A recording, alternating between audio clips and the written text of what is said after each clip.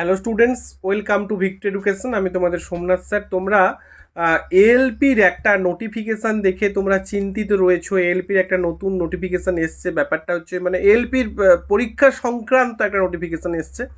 তো আমি তোমাদের নোটিফিকেশানটা দেখাচ্ছি, একটু দেখে নাও। এটা অনেকে চিন্তিত রয়েছো, বিষয়টা আমি তোমাদের দেখাচ্ছি এবং ভালো করে বলছি, তো দেখে নাও। তো এটা হচ্ছে আমাদের অ্যাকচুয়াল নোটিফিকেশান, যেখানে তার চেয়ারপারসন অল রেলওয়ে রিক্রুটমেন্ট বোর্ডকে পাঠানো হয়েছে এবং এটা রেলওয়ে বোর্ড লেটার নম্বর RRCB নম্বর 10/2003 রেকমেন্ডেশন লেটার। তো সেটাকে আমি বাংলায় তোমাদের জন্য পুরোপুরি রেখেছি, তোমরা চাইলে দেখে নাও। যে এএলপি পদের জন্য আমরা দেখেছিলাম যখন ফাইনাল মেরিট লিস্ট হয়, সেই ফাইনাল মেরিট লিস্টের সময় কি হয় ভালো করে বুঝবে। ফাইনাল মেরিট লিস্টের যে 70:30 এইভাবে তোমাদের রিক্রুটমেন্টটা হয়, অর্থাৎ 70% মার্কস নেয় তোমাদের CBT 2 থেকে, আর 30% হচ্ছে সাইকো থেকে।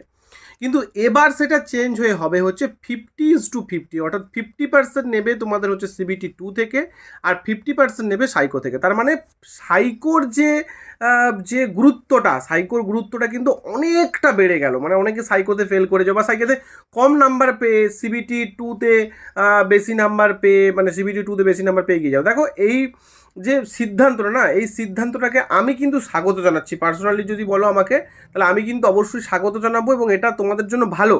কারণ অনেকে দেখা যায় যে কোনো কারণে CBT 2 খারাপ হয়ে গেছে, তাহলে তার কাছে একটা চান্স থাকে না নিজেকে ইমপ্রুভ করার, বা তার কাছে চান্স থাকে না। আবার অনেকে দেখা যাচ্ছে CBT 2 ভালো করে দিয়ে CBAT খারাপ করে দিয়েও সে চান্স পেয়ে যাচ্ছে, কিন্তু CBATটাই একটা এএলপি হওয়ার জন্য আসল। যার ফলে আমি বলবো যে এটা একটা ভালো ডিসিশন। এবার কিন্তু তোমরা সাইকোটাকেও যথেষ্ট গুরুত্ব দিয়ে করতে হবে, কারণ সাইকো এবং CBT 2 দুটোর 50-50 নিয়ে কিন্তু মেরিট লিস্ট পাবলিশ হবে। কি বললাম, বোঝা গেছে? তো এটা খুব গুরুত্বপূর্ণ একটা ডিসিশন। এবং তোমরা একটা জিনিস মাথায় রাখো, এটা কিন্তু 2026-এর ভ্যাকেন্সি থেকে লাগু হবে। অর্থাৎ যেটায় তোমরা অলরেডি CBT 1 দিয়ে ফেলেছো, সেটাতে কিন্তু এই রুলটা লাগু হবে না। এই রুলটা লাগু হবে যে ভ্যাকেন্সিটা আসছে তোমাদের কিছুদিন পর তোমরা অ্যাপ্লিকেশন করবে, সেটাতে কিন্তু এই রুলটা লাগু হবে।